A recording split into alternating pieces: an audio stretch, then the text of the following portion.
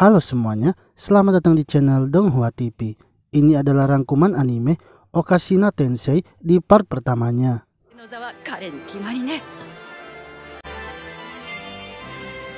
Seorang master pembuat kue saat itu sedang mengikuti lomba membuat manisan. Ia membuat patung burung yang terbuat dari manisan. Orang-orang berpikir pastilah ia yang akan menjadi juara karena manisan yang ia buat sangatlah indah. Lalu saat ia dan timnya mengangkat patung manisannya, tiba-tiba saja ia terpleset dan manisannya itu jatuh menimpanya. Kepalanya pun terbentur dan akhirnya ia tewas dengan manisan yang ia buat sendiri. Dalam akhir riwayat hidupnya, ia bergumam bahwa ia sangat ingin sekali membuat negeri manisan dan membawa kebahagiaan bagi semua orang. Tiba-tiba suara dewa terdengar dan mengatakan bahwa ia akan memberikannya satu kesempatan lagi untuk hidup kembali. Ia kini telah reinkarnasi menjadi anak dari seorang pengusaha wilayah Motein yang terdiri dari 3 desa dan memiliki 40 orang warga. Ia bernama Pastain dan saat itu sedang berlatih pedang dengan ayahnya. Di tempat tersebut sangatlah sulit mendapatkan gula dan makanan manisan. Ia pun jadi terbayang ingin membuat makanan manisan. Lalu seseorang datang melaporkan kepada Kaselo, yaitu ayah Pastian. Ia adalah Feul yang merupakan orang kepercayaan dari Kaselo. Ia mengatakan bahwa ada hal baik dan hal buruk yang ia ingin sampaikan. Hal baiknya, tanaman kacang mereka sepertinya akan panen besar. Itu semua berkat dari Pastain yang menyarankan agar menaburkan kapur di atas tanahnya sehingga proses pertumbuhannya akan lebih cepat. Lalu, untuk kabar buruknya, pasukan kerajaan telah gagal menghabisi para bandit. Dan para bandit yang lolos sebanyak 50 orang pasti akan sampai di desa mereka sekitar 2 bulan lagi.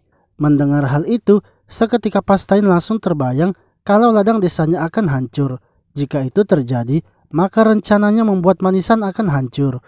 Untuk itu, ia tak akan membiarkan para bandit itu merusak ladang desanya.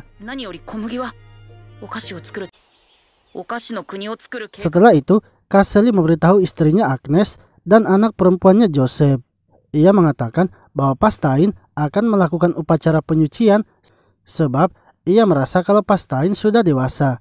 Pastain memiliki kecerdasan yang tinggi dan kemampuan berpedangnya sangat bagus, sehingga walaupun Pastain baru berusia 12 tahun, ia merasa Pastain sudah bisa menjadi dewasa. Pastain dan ayahnya kemudian berangkat ke kota menggunakan sihir teleportasi Kaselo.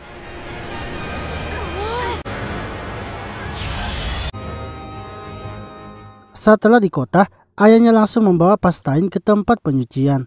Namun, penjaga tempat itu yaitu Romo sangat terkejut karena yang akan melakukan penyucian adalah Pastain yang masih berusia 12 tahun. Kaselo pun meyakinkannya bahwa anaknya itu pastinya sudah bisa untuk melakukan penyucian.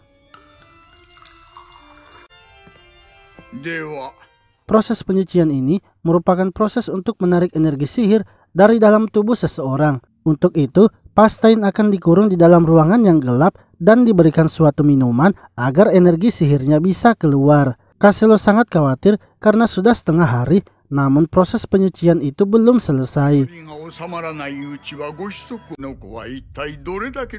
Akan tetapi, Romo mengatakan bahwa Pastain tak akan bisa dikeluarkan sebelum cahaya yang ada pada alat pengukur energi sihir berhenti.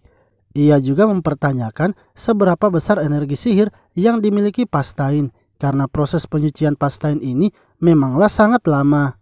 Sementara itu, di dalam ruangan, Pastain bukannya merasa ketakutan, ia malah terus membayangkan manisan yang Pastain akan buat nantinya. Lalu, setelah 2 hari berlalu, Pastain akhirnya selesai melakukan penyucian. Romo kemudian membacakan ayat yang ada pada bukunya untuk menyelesaikan upacara penyuciannya. Seketika, tubuh Pastain mengeluarkan banyak cahaya sehingga membuat Kaselo dan Romo terkejut.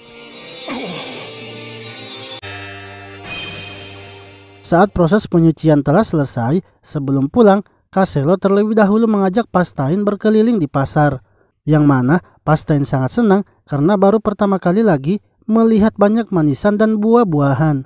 Sebab di desa mereka tak pernah ada manisan dan hanya beberapa buah saja yang ada.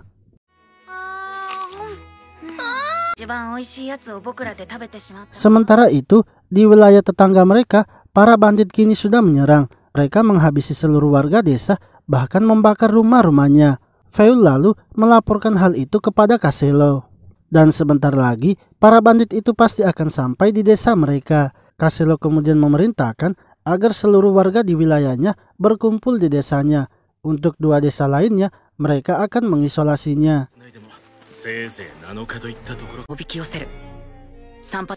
Menurut analisa Pastain, mereka sangatlah kekurangan kekuatan. Sebab hanya beberapa orang saja yang dulunya berprofesi sebagai prajurit. Selebihnya adalah petani. Kalau pertempuran dilakukan dalam waktu yang panjang, mereka pasti akan kewalahan. Untuk itu, Pastain juga membutuhkan rencana. Ia lalu menyuruh kedua temannya yaitu Mark dan Lumi untuk mengumpulkan batu. Mark dan Lumi kemudian mengumpulkan batu itu sampai sore hari, hingga mereka pun melihat para bandit yang sudah sampai. Mereka berdua lalu bergegas kembali ke desa dan memberitahukannya.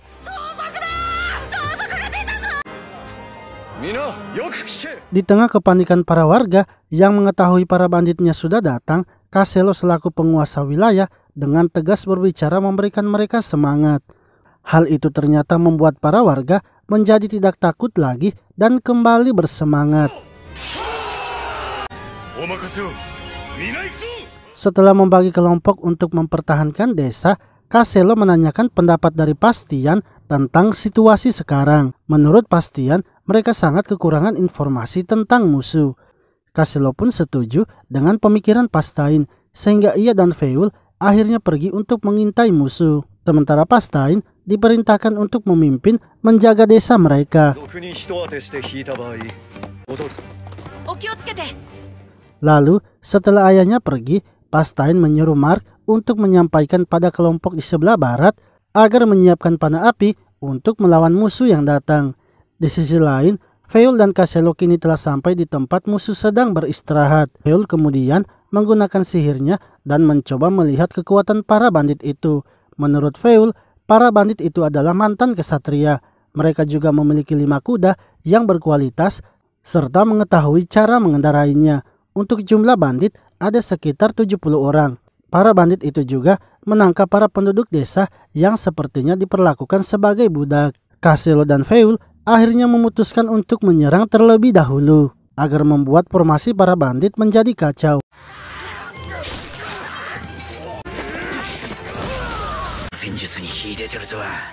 Serangan itu pun ternyata berhasil membuat para bandit kocar-kacir.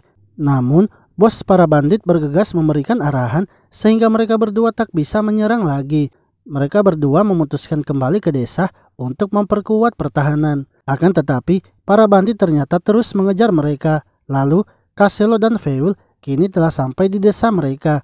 Pastain pun kini mulai menjalankan rencana yang sudah ia buat. Dengan batu yang sebelumnya sudah mereka kumpulkan, Pastain mengarahkan teman-temannya untuk menyerang para bandit itu.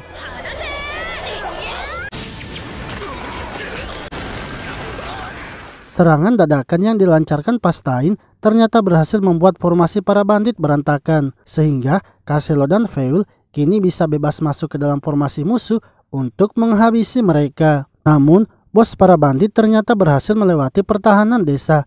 Begitu pula dengan para bandit yang lainnya. Feul pun memberitahu Caselo bahwa para bandit kini sudah masuk ke dalam desa.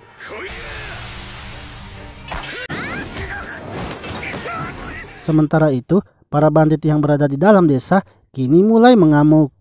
Namun, anak-anak juga masih terus membantu dengan melemparkan batu.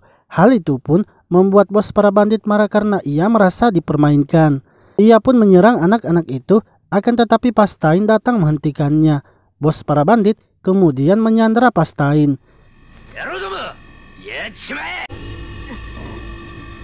Saat sedang disandra, Pastain melihat ada seseorang bandit yang terbaring karena kepalanya terbakar. Pastain akhirnya menggunakan sihir replikanya. Ia memindahkan rasa sakit orang itu kepada bandit lainnya. Begitu pula dengan bos para bandit yang kini kepalanya ikut terbakar. Pastain pun memberitahunya bahwa ia telah memindahkan rasa sakit temannya itu kepada semua bandit. Lalu Mark memberikan serangan terakhir kepada bandit itu dan mereka kini berhasil melumpuhkan para bandit yang masuk ke dalam desa.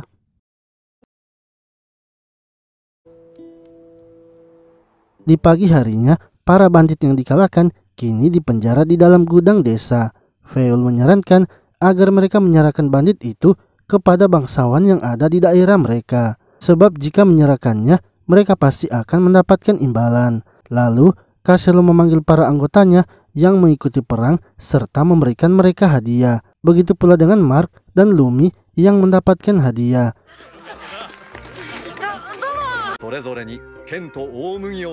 Setelah itu Lumi dan Mark pergi ke gudang untuk melihat para bandit.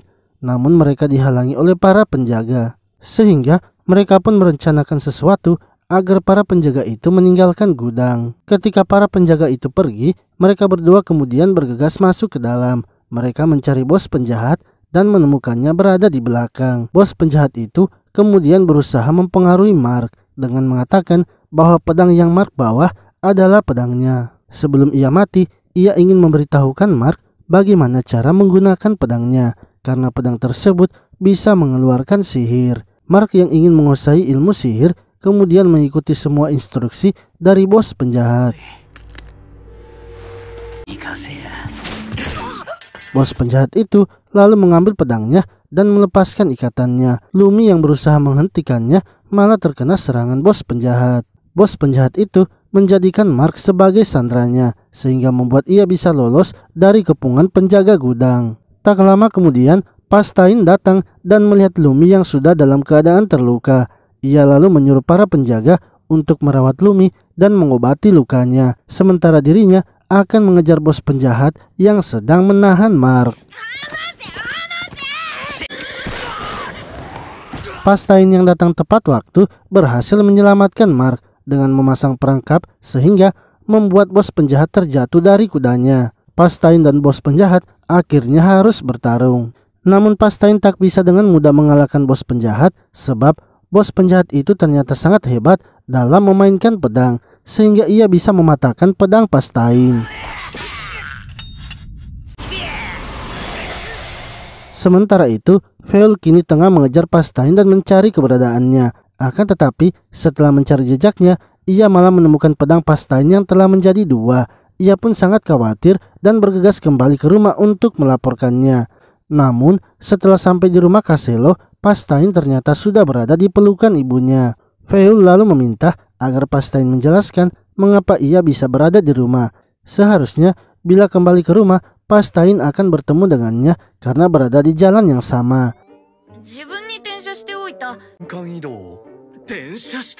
Pastain akhirnya menjelaskan bahwa ia telah meniru sihir teleportasi ayahnya. Ketika bos penjahat akan menyerangnya, Pastain langsung teleportasi ke rumahnya. Pastain juga memberitahu mereka bahwa ia bisa meniru sihir apapun. Asalkan memperhatikan sihir itu dengan baik, maka ia bisa menirunya. Caselo pun memarahi Pastain dan memberitahukannya agar tidak menunjukkan sihirnya itu di depan umum. Karena orang-orang yang dapat menggunakan sihir bisa saja dijadikan sebagai alat perang.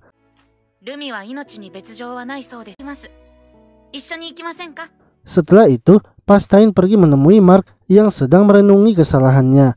Pastain mengajak Mark agar bersama-sama pergi melihat kondisi Lumi. Saat sampai di rumah Lumi, keadaan Lumi kini sudah baikan. Pastain lalu pergi ke dapur dan bersiap membuat sesuatu dengan bahan-bahan yang sudah ia siapkan. Sementara itu, Mark meminta maaf kepada Lumi sebab karena dirinya lah Lumi akhirnya terluka. Namun menurut Lumi, Mark tidak perlu meminta maaf kepadanya karena yang melukainya adalah bos bandit bukan dirinya.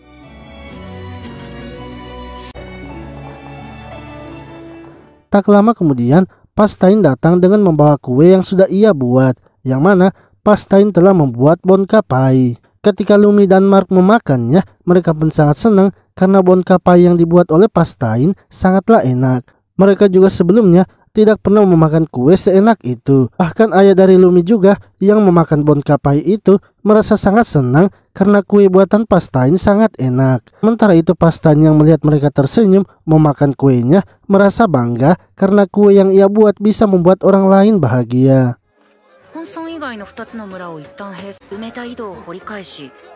Setelah itu, para warga desa kini mulai membangun kembali desa mereka yang sebelumnya telah dihancurkan oleh para bandit yang datang menyerang. Kaselo pun bingung sebab desa mereka kini sedang kekurangan uang karena biaya perang yang mereka keluarkan untuk melawan para bandit sangatlah banyak, sehingga mereka butuh pemasukan lagi untuk membiayai pembangunan desa. Lalu Pastain pergi menemui Mark dan Lumi sebab mereka berdua minta agar diajari cara menggunakan sihir. Namun sebelum itu, Lumi meminta agar Pastain menunjukkan sihirnya kepada mereka. Pastain kemudian menyuruh mereka untuk menggambar sesuatu di tanah, yang mana gambar itu Pastain menyalinnya dan memindahkannya di tangan mereka. Melihat sihir Pastain yang bisa menyalin sesuatu, Lumi lalu mempertanyakan apakah Pastain bisa melakukan sebaliknya, yaitu menyalin suatu benda dan menjadikannya gambar. Seketika Pastain langsung tersadar akan sesuatu. Ia kemudian bergegas pergi menemui ayahnya dan memberitahukan solusi untuk mendapatkan uang bagi desa mereka. Pastain menjelaskan bahwa para bangsawan sering menjodohkan anak-anaknya, namun beberapa bangsawan kesulitan untuk pergi ke tempat bangsawan lain sebab untuk melakukan perjalanan membutuhkan biaya yang banyak, dan juga di tengah jalan seringkali para bangsawan dihadang oleh bandit-bandit. Selain itu, bila menggunakan sihir teleportasi, para bangsawan juga harus membayarnya. Untuk itu, Pastain akan menyalin wajah para anak-anak bangsawan agar bisa ditunjukkan kepada bangsawan lain sehingga anak-anak mereka tidak perlu melakukan perjalanan.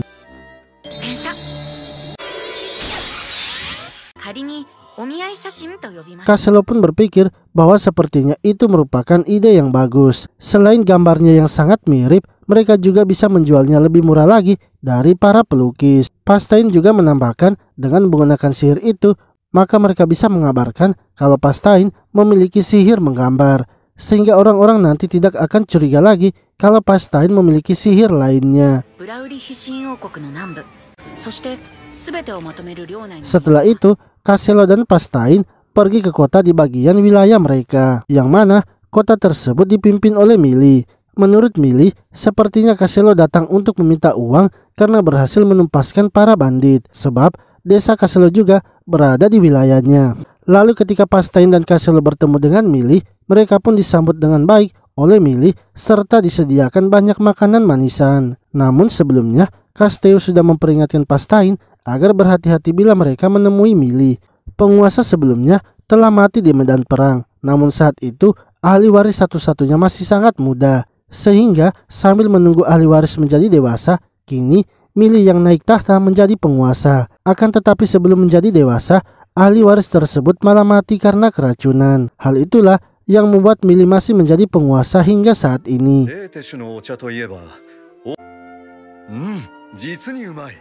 Lalu ketika Pastain memakan manisan yang ada di atas meja, malah membuat Pastain mengeluarkan ekspresi yang tidak menyenangkan. Mili yang melihatnya sangat terkejut karena menurutnya jika anak-anak diberikan manisan pastinya akan merasa senang. Setelah itu Pastain langsung membicarakan masalah bandit yang menyerang desa mereka, karena seharusnya yang membasmi para bandit itu adalah penguasa kota. Untuk itu Pastain akan melaporkan kasus tersebut ke kerajaan. Namun hal itu ia akan lakukan jika Mili tidak memberikan desa mereka kompensasi.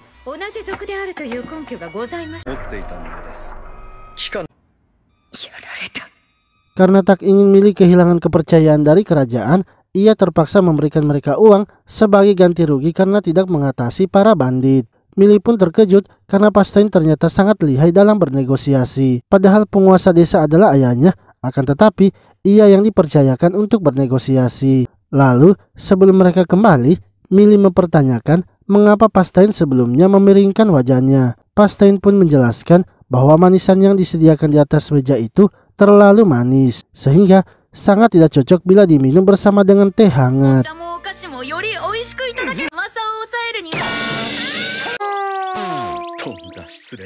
Pastain kemudian menunjukkan sihir menyalinnya kepada Milih dan menyalin wajahnya di selembar kain. Hal itu ia lakukan sebagai bentuk rasa terima kasihnya karena Milih sudah memberikan mereka kompensasi. Beberapa hari kemudian, Pastain dan Caselo pergi menghadiri pesta yang diadakan oleh salah satu bangsawan bernama Joseph. Joseph memiliki cucu bernama Squall. Lalu, Pastain memperkenalkan dirinya kepada mereka berdua. Pastain memberitahu mereka bahwa ia telah memiliki sihir. Untuk itu, ia akan menunjukkan kepada mereka berdua. Saat melihat hasil gambar yang diciptakan oleh Pastain, seketika membuat Squall menjadi malu. Pastain kemudian menjelaskan bahwa wanita yang ada di gambar itu adalah Petra, yang merupakan anak dari bangsawan Hubarek. Sebelumnya mereka sudah bertemu dengan Hubarek, sehingga Hubarek memberikan amanah kepada mereka untuk menyampaikan salam kepada Joseph karena tidak bisa datang ke pestanya. Pastain juga memberitahu Squall bahwa sebentar lagi Petra akan melakukan upacara kedewasaan. Ia mengundang Squall agar mau mengikuti upacara itu. Seketika, Squall pun langsung menerimanya tanpa memikirkannya terlebih dahulu. Sebab menurut Joseph, hal itu menandakan kalau Pastain dan Caselo sedang menjodohkan cucunya dan Petra. Setelah itu, mereka kemudian kembali lagi ke desa. Caselo mengatakan bahwa persediaan untuk desa mereka kini sudah mencukupi. Feul lalu mempertanyakan apakah Caselo tidak masalah jika mengeluarkan uang pribadinya, sebab para penguasa daerah sangatlah jarang melakukan tindakan seperti itu. Namun bagi Caselo, jika membiarkan warga desanya kelaparan, maka itu sama saja lalai dari tanggung jawabnya. Tak lama kemudian, Pastain datang membawa dua surat, yaitu surat dari Joseph dan surat dari Hubarek, yang mana surat tersebut berisikan kalau Petra dan Squall telah bertunangan. Mereka akan mengumumkan pertunangannya di upacara kedewasaan Petra. Untuk itu, mereka ingin agar Caselo melindungi Petra di ibu kota, sebab banyak bangsawan yang tak ingin bila Petra dan Squall menikah. Untuk memastikan warga desanya bisa makmur, Caselo pun memutuskan untuk menerima tawaran tersebut, sebab jika berhasil melindungi Petra, maka mereka akan mendapatkan uang yang banyak. Lalu Pastain menyadari sesuatu dan memberitahukan ayahnya tentang idenya untuk melindungi Petra. Menurutnya, di dalam gereja terdapat ruangan penyucian yang hanya memiliki satu jalan masuk. Jadi, mereka akan melindungi Petra di ruangan itu sampai tiba waktu pengumuman pernikahan Petra dan Squall. Caselo pun setuju dengan saran yang diberikan oleh Pastain. Beberapa hari kemudian, Caselo kini mendatangi kediaman Hubarek dan bertemu dengannya, yang mana rencana untuk mengumumkan pernikahan Petra serta menjaganya kini akan dilakukan. Setelah masuk di dalam kereta, mereka pun langsung menuju ke gereja. Rencana dari Pastain adalah membawa Petra di gereja kota untuk melakukan penyucian. Namun, di dalam ruangan penyucian itu, Petra akan teleportasi dengan ayahnya menuju ke gereja ibu kota. Di dalam gereja ibu kota, Petra akan bersembunyi sampai waktu pengumuman pernikahan mereka tiba. Serta di depan ruang persembunyian Petra, Feul dan yang lainnya akan melindunginya.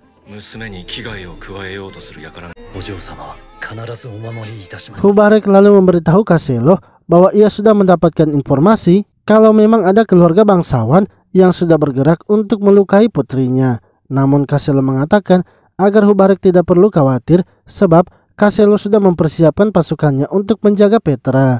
Ketika telah sampai di gereja kota, Hubarek dan Caselo terlebih dahulu turun dari kereta kuda untuk memeriksa keadaan. Hingga tiba-tiba para penjahat yang ingin melukai Petra akhirnya muncul menyerang mereka. Salah satu penjahat itu berhasil masuk ke dalam kereta kuda. Untungnya, Pastain yang masih berada di dalam berhasil melindungi mereka.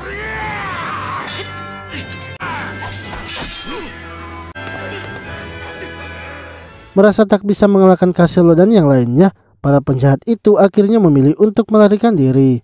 Setelah itu, mereka kemudian melanjutkan rencananya. Liko yang melihat kejadian sebelumnya merasa sangat ketakutan. Pastain yang menyadari hal itu kemudian berusaha menenangkannya. Hal itu malah membuat Liko mulai menyukai Pastain. Lalu ketika telah sampai di ruang penyucian, mereka akhirnya melakukan teleportasi dan sampai di gereja ibu kota.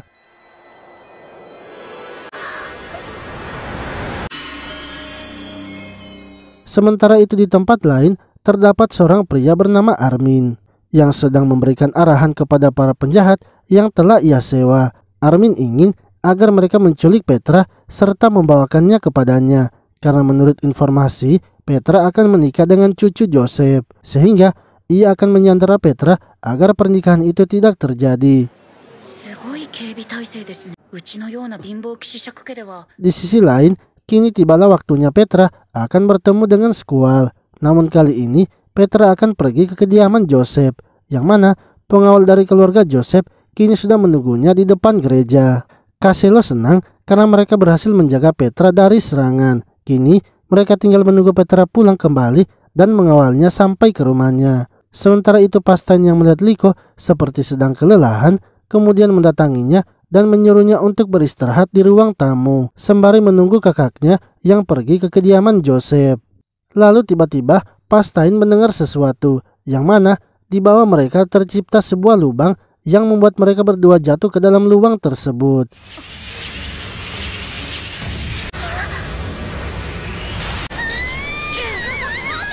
Castello dan Feul yang merasakan getaran sebelumnya kemudian bergegas memeriksa ke dalam ruangan Pastain. Akan tetapi mereka terlambat sebab Pastain dan Liko telah dibawa pergi. Castello merasa kalau lubang tersebut sangat sempurna dan ujungnya tidak bisa terlihat.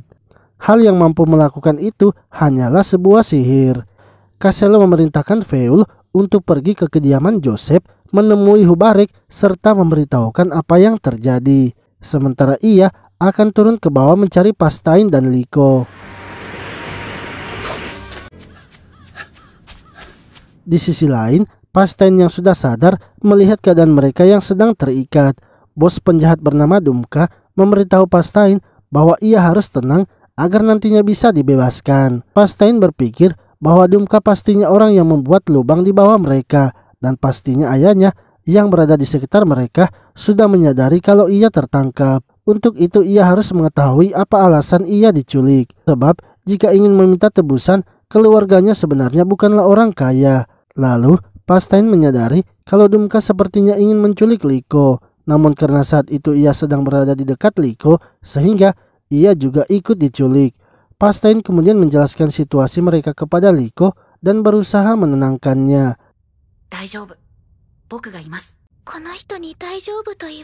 Setelah itu, Pastain mulai mengorek informasi dari orang yang sedang menjaga mereka. Pastain sengaja memancing penjaga itu berbicara sehingga ia kini tahu kalau dalangnya adalah seorang bangsawan.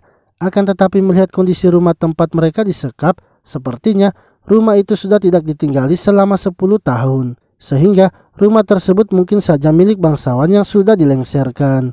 Jika ia mengingat list nama-nama bangsawan yang ingin menyerang Petra, sepertinya hanya Armin saja yang cocok dengan prediksinya. Pastain kemudian menuliskan pesan di sebuah kain dan mengirimkan kain tersebut ke tempat ayahnya berada.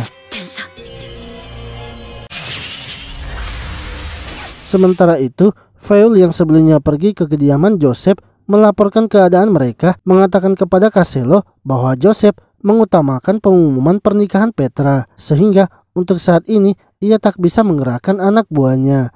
Lalu tiba-tiba kain yang dikirimkan oleh Pastain sampai di tempat ayahnya, yang mana hal itu membuat ayahnya kini mengetahui siapa dalang penculiknya. Sementara itu, Damka kini datang dengan keadaan kesal sebab Armin tidak mau membayar mereka karena ternyata mereka sudah salah menculik orang. Yang mereka culik harusnya adalah Petra, bukan adiknya Liko. Untuk itu, mereka akan menghabisi Liko dan Pastain agar tidak meninggalkan jejak. Namun, dalam waktu sekejap, Pastain berhasil meloloskan diri dan mengalahkan anak buah Damka. Sementara itu di luar gedung, kini ayah Pastain telah datang bersama para anggotanya. Hal itu membuat Armin menjadi ketakutan karena ia ternyata sudah ketahuan. Di sisi lain, karena sudah dalam keadaan terkepung, Damka memutuskan untuk melarikan diri. Akan tetapi, Castello kini telah sampai di tempat mereka, sehingga membuat Damka semakin terpojok. Damka akhirnya berhasil melarikan diri menggunakan sihirnya. Liko kemudian dibawa oleh pengawal ayahnya untuk diamankan. Sementara itu Castello memberitahu Pastain bahwa mereka juga sudah menangkap Armin. 20 tahun yang lalu, saat perang besar terjadi, keluarga Armin berkhianat sehingga status bangsawannya dicabut. Lalu, Pastain dan ayahnya kembali masuk ke dalam dan berusaha mencari keberadaan Damka. Sebab, menurut Pastain, ketika ia mendekati lubang sihir Damka, ia tak merasakan adanya banyak energi sihir, yang menandakan kalau energi sihir Damka tinggal sedikit. Sehingga, kemungkinan bila Damka melarikan diri melalui lubang, pastinya ia tak akan bisa pergi jauh. Apalagi, rumah tersebut sudah dikepung oleh para pengawal Hubarek. Seketika, Pastain dan ayahnya tersadar akan sesuatu. Mereka pun kembali ke ruangan tempat Pastain disekap dan memeriksanya. Benar saja, Damka ternyata masih berada di dalam lubang itu. Damka kemudian keluar dan mencoba melawan mereka berdua. Namun Pastain memberitahu ayahnya bahwa ia sendiri saja yang akan melawan Damka. Hal itu pun membuat Damka senang karena menurutnya Pastain masihlah anak kecil. Sehingga pengalaman bertarungnya pasti masih kurang.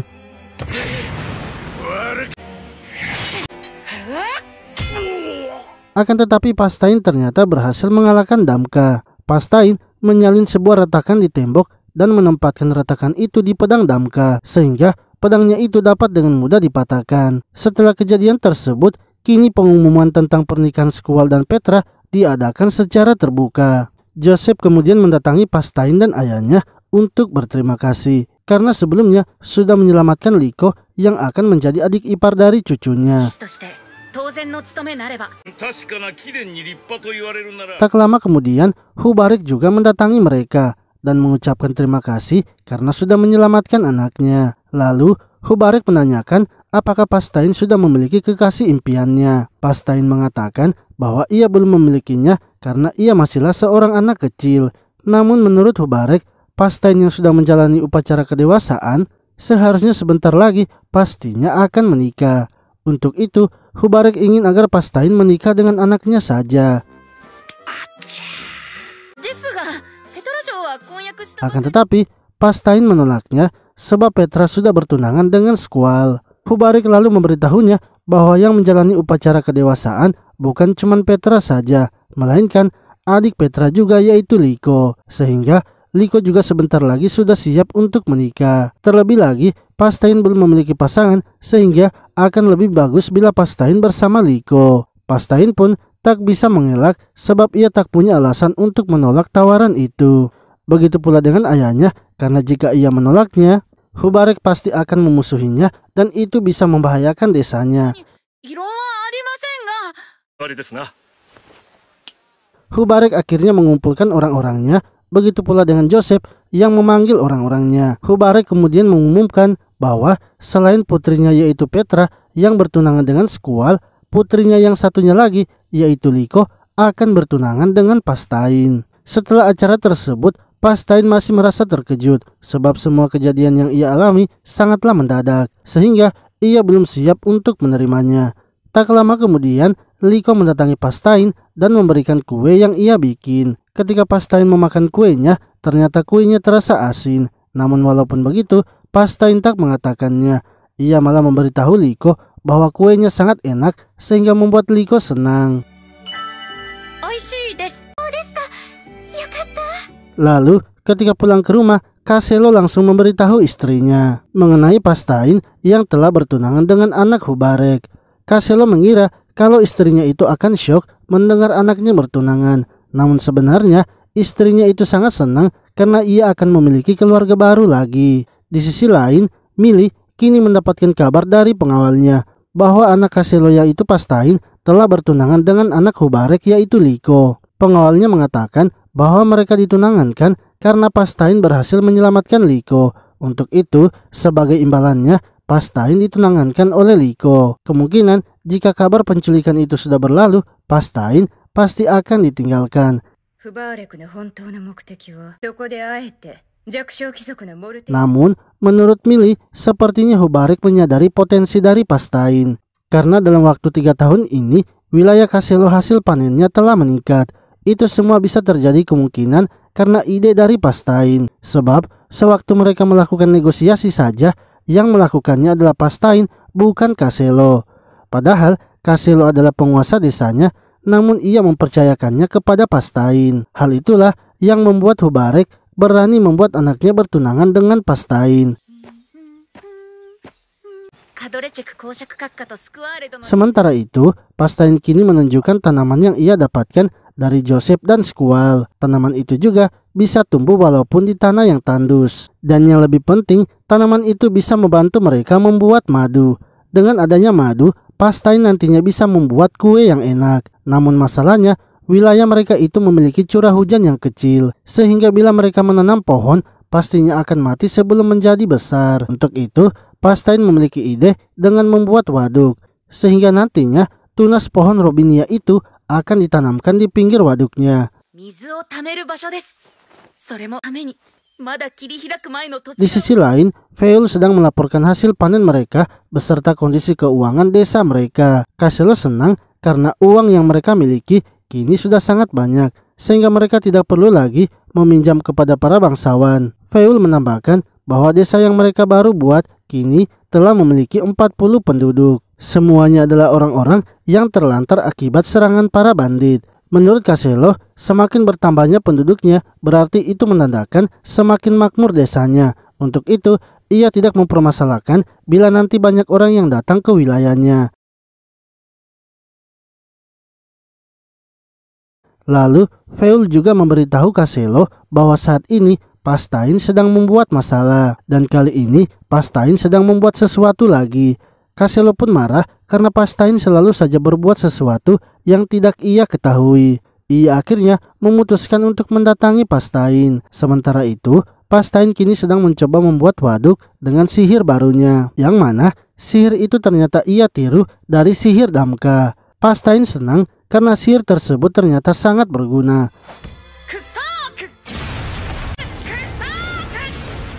Lalu, ketika telah selesai membuat waduk, tiba-tiba saja Kaselo muncul. Ia terkejut karena Pastain telah menggali lubang tanpa sepengetahuannya. Di sisi lain, Millie masih memikirkan tentang Pastain yang bertunangan dengan Liko. Ia sebenarnya sangat menginginkan Pastain karena memiliki potensi yang bagus. Untuk itu, ia kini telah memiliki cara agar Pastain bisa menjadi pengikutnya. 1 bulan pun telah berlalu, Pastain kini telah berhasil membuat 3 waduk, bahkan membuat irigasi sehingga air yang ada di waduk bisa dialiri di setiap desa-desa. Ia juga sudah menanam tunas pohon robinia, dan pohon-pohonnya itu ternyata berhasil tumbuh seperti yang diharapkan Pastain. Lalu kakaknya datang membawakan Pastain sebuah surat, yang mana surat tersebut ternyata dari Millie yang mengundangnya untuk datang mengikuti pesta minum teh. Pastain kemudian pergi menemui ayahnya dan melaporkan hal itu. Akan tetapi ayahnya berkata bahwa ia sudah mengetahui isi surat tersebut, sebab ayahnya baru saja datang dari ibu kota sehingga ia tahu tentang kabar tersebut. Kaselo memberitahu Pastain bahwa ia tidak datang sendirian, melainkan ia datang bersama tunangan Pastain, yaitu Liko, yang mana Liko ternyata akan tinggal sementara di desa mereka. Lalu, Pastain mengajak Liko pergi ke dapurnya, yang mana itu membuat Liko terkejut sebab dapur yang biasa digunakan Pastain untuk membuat kue sangatlah luas. Pastain kemudian mulai menunjukkan skillnya dalam membuat kue, hingga akhirnya setelah mencampurkan semua bahannya, kue yang Pastain bikin kini telah selesai. Pastain ternyata membuat permen keras, namun sebelum permennya itu mengeras, Pastain langsung membentuknya menjadi bermacam-macam karakter. Liko yang melihat Pastain sangat senang membuat kue, merasa sepertinya Pastain orang yang berbeda dari yang kemarin. Sebab Pastain kali ini terlihat sangat polos dan begitu percaya diri. Di sisi lain, ibu Pastain dan kakaknya ternyata sedang melihat mereka di balik pintu. Mereka kesal karena Pastain tidak agresif terhadap calon istrinya itu. Setelah itu, Pastain kembali melanjutkan membuat kue. Kali ini, ia melapisi bonkanya dengan permen yang sudah ia buat. Ketika mencicipi kue tersebut, Liko sangat terkejut karena rasanya sangat enak dan bonkanya terasa menyegarkan. Lalu, Pastain akhirnya membuka pintu dapurnya karena ia sebenarnya sudah tahu kalau ibunya sedang memperhatikan mereka. Setelah itu Pastain dan Liko akhirnya pergi bersama menghadiri acara minum teh bersama di kediaman Millie. Pengawal dari Millie kemudian datang menghampiri mereka. Ia pun memperkenalkan Pastain dan Liko kepada para tamu undangan yang lainnya. Namun hal itu langsung dimanfaatkan oleh Pastain. Ia lalu mengeluarkan permen karis yang sebelumnya sudah ia bikin. Ketika orang-orang memakannya, ternyata permennya itu sangat enak. Pastain memberitahu mereka bahwa ia akan mengirimkan permen itu ke rumah para tamu undangannya. Dan ia akan berikan secara gratis tanpa perlu ada biaya apapun. Akan tetapi, Pastain ingin agar para bangsawan itu tidak memberikan pajak kepada permen kerasnya. Begitu juga dengan penjual yang nantinya akan menjual permennya. Sebab manisan itu memiliki pajak yang tinggi. Hal itu dikarenakan jumlah manisan yang masih sangat sedikit. Untuk itulah, Pastain ingin produk permen kerasnya itu tidak dikenai pajak. Millie akhirnya datang menemui Pastain. Ia mengatakan setuju dengan ide Pastain dan akan membicarakan hal itu lebih lanjut lagi. Ia ingin agar mereka berdua membicarakannya secara empat mata. Pastain pun setuju dan menyuruh Liko agar menunggunya. Sementara ia akan pergi sebentar bersama dengan Millie untuk membahas idenya itu. Ketika telah berada di suatu ruangan, Millie pun langsung membahas tujuannya. Ia sebenarnya memanggil Pastain untuk mengetahui apa maunya. Pastain kemudian mengeluarkan permen yang ada di kantongnya dan memberikannya kepada Millie. Ia ingin agar Millie mencoba terlebih dahulu permen yang sudah ia buat. Yang mana setelah Millie mencoba permennya, membuat ia sangat terkejut. Sebab ia sudah mencoba memakan berbagai macam manisan, namun permen yang dibuat oleh Pastain sangatlah enak. Pastain lalu mengatakan bahwa dalam 3 tahun mendatang, ia akan menyiapkan bahan-bahannya sendiri dalam pembuatan permen itu. Termaksud gula dan madu akan diproduksi di desa mereka. Sehingga ia ingin bekerja sama dengan Millie karena kotanya itu berada di dekat pelabuhan. Ia ingin agar permennya itu tidak dikenakan pajak. Millie pun terkejut karena Pastain bisa membuat madu dan gula di tanah yang tandus itu.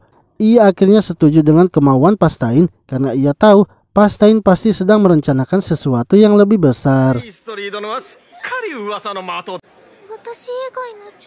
Sementara itu Liko yang sedang menunggu Pastain merasa tidak enak sebab orang-orang membicarakannya karena Liko adalah bangsawan yang bukan dari daerah mereka. Hal itu pun membuat Liko merasa kesal dan memutuskan untuk pulang. Akan tetapi saat akan keluar dari kastil itu, ia malah melihat Pastain yang saat itu sedang dipeluk oleh Millie. Sebenarnya Millie sengaja melakukan hal itu agar membuat Liko cemburu. Sementara Pastain kini berusaha mengejar Liko yang melarikan diri. Ketika Pastain menemukannya, Liko sudah dalam keadaan menangis. Liko mengatakan bahwa ia mungkin tak akan bisa menjadi wanita seperti yang diinginkan Pastain. Sebelumnya, di dalam aula, para bangsawan wanita membicarakan Pastain seolah-olah mereka menginginkannya. Ia merasa sepertinya tak akan bisa menjadi pasangan Pastain. Sebab ia juga tidak seperti Petra yang mudah bergaul.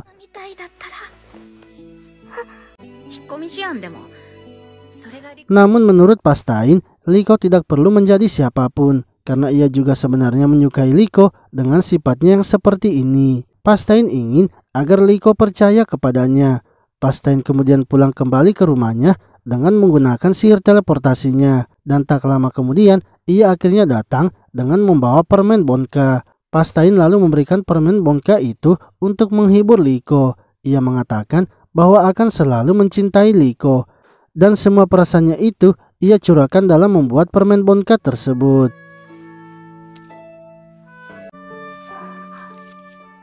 Saat memakan permen Bonka itu, suasana hati Liko kini kembali membaik lagi. Setelah itu, mereka akhirnya pulang kembali ke desa. Mereka pun disambut oleh Kaselo dan istrinya. Ibu Pastain lalu menariknya dan menanyakan mengapa tadi siang Pastain datang dengan sangat terburu-buru dan juga langsung pergi. Ibunya tahu kalau Pastain pasti sudah melakukan sesuatu kepada Liko. Pastain pun merasa lelah karena mendengar ocehan ibunya yang terus memarahinya selama 2 jam akibat menyakiti perasaan Liko. Tak lama kemudian, Feul datang membawakan Pastain teh hangat. Lalu ketika ia melihat kertas yang ada di meja Pastain, ia sangat terkejut karena di kertas itu terdapat gambar Millie yang sedang memeluk Pastain, yang mana sebenarnya Pastain sengaja membuat gambar itu untuk membalas perbuatan Millie. Sebelumnya, ia telah membungkus kue-kuenya dengan kertas itu dan memberikannya kepada para bangsawan lainnya. Di sisi lain, Millie yang mengetahuinya menjadi sangat marah sebab gara-gara kertas itu para bangsawan menceritakan kalau Millie ternyata menyukai anak di bawah umur. Dan sejak saat itu juga puluhan lamaran dari anak di bawah umur datang setiap hari. Sementara itu di kediaman Hubarek, ia menerima laporan dari pengawalnya bahwa penguasa dari negeri tetangga yaitu Luton kini akan menyerang mereka dengan jumlah 30.000 pasukan. Menurut pengawalnya, kemungkinan mereka akan kesusahan melawan jumlah pasukan sebanyak itu. Hubarek pun memerintahkan pengawalnya itu untuk pergi menemui Joseph serta meminta bantuannya.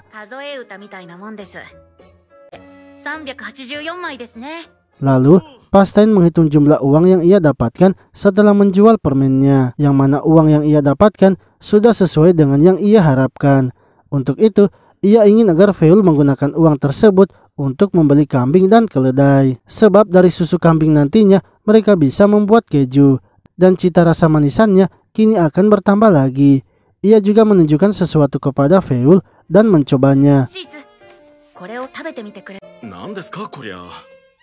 Ketika Feul mencobanya, ia merasa kalau air tersebut sangatlah manis. Pastain menjelaskan bahwa itu adalah gula dan masih dalam tahap percobaan. Ia nantinya akan membuat gula yang bagus sehingga wilayah mereka akan menjadi produsen gula terbaik. Setelah itu Pastain membuat sebuah alat yang digunakan untuk menghancurkan buah atau memeras buah. Namun setelah mencobanya, alat tersebut patah dan rusak. Liko lalu memberitahu Pastain bahwa di kotanya ada alat yang digunakan untuk membuat anggur. Dan alat itu juga bisa memeras isi air dari buah-buahan. Seketika Pastain senang karena ternyata alat untuk memeras buah sudah diciptakan. Ia pun berniat akan membeli alat itu dan bergegas pergi menemui ayahnya untuk membicarakannya. Akan tetapi setelah sampai di ruangan ayahnya, Feul dan ayahnya malah terlihat murung. Kaselo memberitahu Pastain bahwa perang kini telah dimulai. Luton yang merupakan negara tetangga sudah mengerahkan pasukannya untuk menyerang Hubarek. Di sisi lain, Luton kini telah sampai di posisinya dan tengah merencanakan strateginya. Menurut laporan bawahannya, Hubarek sudah meminta bantuan pasukan kepada Joseph. Namun, sampai sekarang bantuan tersebut belum juga tiba. Kemungkinan Hubarek sudah mengetahui kalau mereka sebenarnya tidak memiliki 30.000 pasukan. Sehingga Hubarek memilih untuk melawan mereka dengan pasukannya sendiri.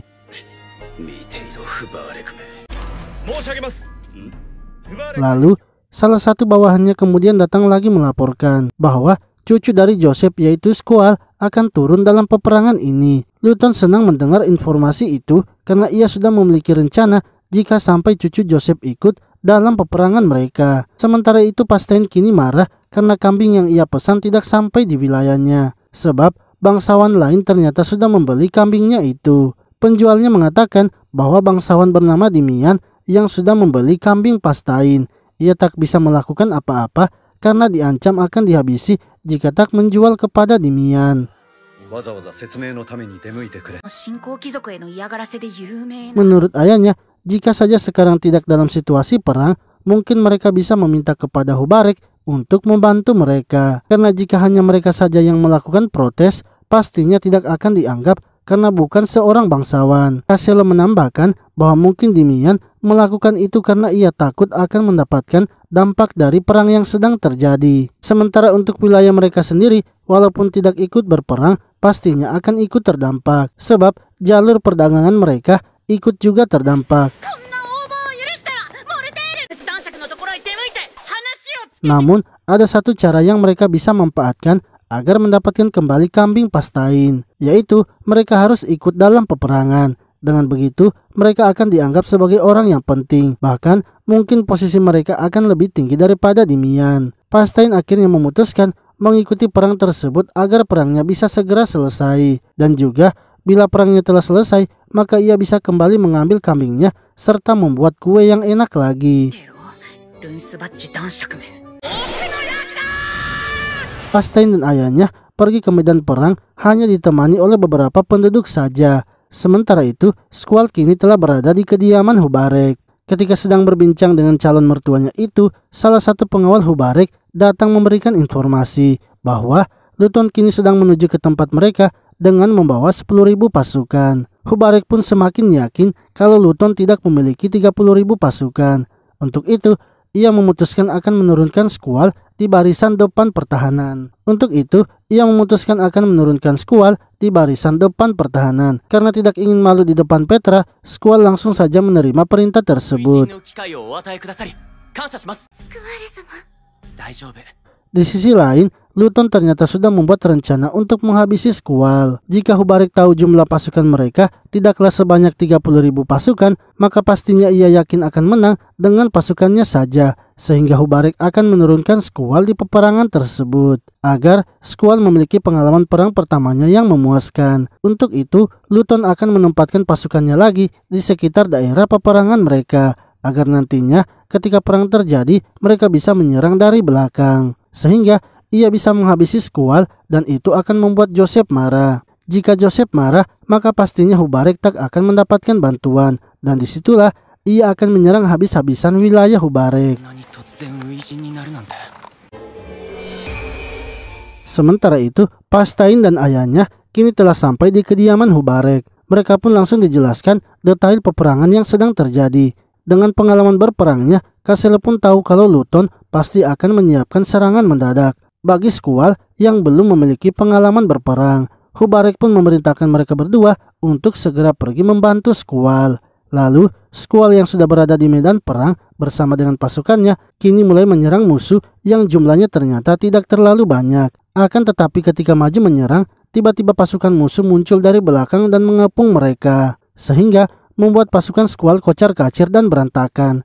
Squall pun memerintahkan mereka untuk mundur, namun pengawalnya mengatakan bahwa mereka tak bisa mundur karena sudah terkepung. Ketika Squall dan pasukannya sudah dalam keadaan terpojok, Pastain pun muncul membantu mereka.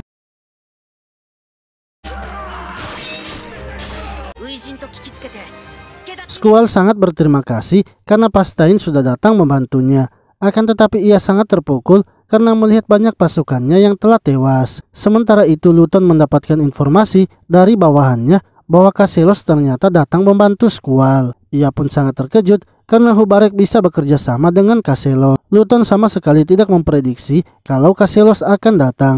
Hal itu membuat ia sangat kesal karena strateginya kini sudah berantakan. Sehingga ia memutuskan untuk mundur dan menghentikan peperangannya.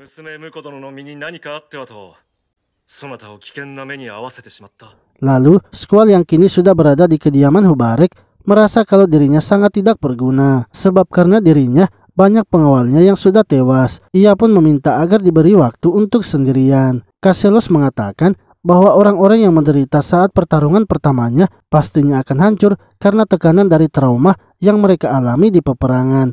Hal itu yang kini sedang dialami oleh Squall. Sebab Squall adalah pewaris utama bagi keluarganya. Sehingga pengalaman pertamanya dalam peperangan akan sangat mempengaruhi mentalnya.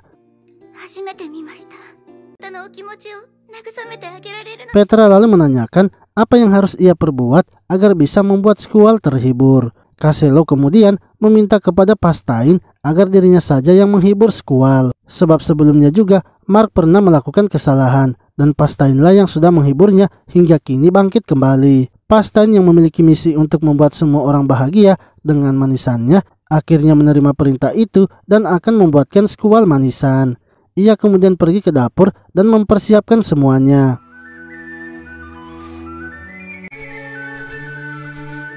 Pastain mulai mengolah bahan-bahan yang sudah ia siapkan agar menjadi manisan yang ia inginkan. Sementara itu Hubarek kini mengadakan pesta atas kemenangan mereka melawan Luton. Di pesta tersebut, Squall terlihat sangat murung. Sebab orang-orang ternyata membicarakan dirinya yang berhasil selamat tanpa terluka. Tak lama kemudian, Pastain datang membawa manisan yang sudah ia buat. Pastain lalu memotong manisannya dan memberikannya kepada Squall. Pastain menjelaskan bahwa manisan tersebut adalah manisan yang tercipta karena adanya kegagalan. Orang yang membuat manisan itu tidak membiarkan kegagalan menjadi gagal, melainkan membuat kegagalan menjadi keajaiban. Untuk itu, Squall yang juga merupakan pewaris utama di keluarganya tidak boleh membiarkan kegagalan itu menjadi gagal. Squall yang mendapatkan dukungan dari Pastain serta dari Petra akhirnya kini kembali bersemangat. Lalu, Hubarek mengatakan bahwa ia sangat berterima kasih kepada Pastain karena sudah membantunya. Untuk itu, ia akan mengabulkan permintaan Pastain jika ada yang ia inginkan. Pastain kemudian meminta sesuatu yang memang sangat ia inginkan, yang mana ternyata Pastain meminta alat yang bisa digunakan untuk memeras buah. Saat alat itu sampai di desanya, Pastain pun langsung mencoba menggunakannya. Setelah itu, Pastain pergi menemui Feul dan melaporkan apa yang terjadi, yang mana ayahnya masih berada di wilayah Hubarek untuk membuat negosiasi. Ayahnya ingin membalas kepada bangsawan Dimian yang sebelumnya sudah membeli kambing Pastain. Pastain memberitahu ayahnya agar membeli kembali semua kambing mereka, sebab mereka sudah berkontribusi dalam peperangan, sehingga mereka tidak perlu lagi takut untuk merebut kembali kambing yang sudah dibeli oleh bangsawan Dimian. Tak lama kemudian, ayahnya pun datang dan memberitahu bahwa negosiasinya telah selesai. Namun, ia ingin agar Pastain ikut bersamanya, sebab jika hanya dirinya saja yang memindahkan barang hasil negosiasi, akan membutuhkan waktu yang cukup lama. Hasil negosiasi mereka ternyata kambing yang sudah dibeli oleh bangsawan Dimian yang kini sudah berhasil didapatkan kembali. Bahkan mereka juga mendapatkan kuda yang kuat dan sehat. Lalu setelah beberapa bulan, Pastain akhirnya berhasil membuat keju berkat adanya susu kambing. Ia juga kini bisa membuat banyak manisan yang membutuhkan bahan keju.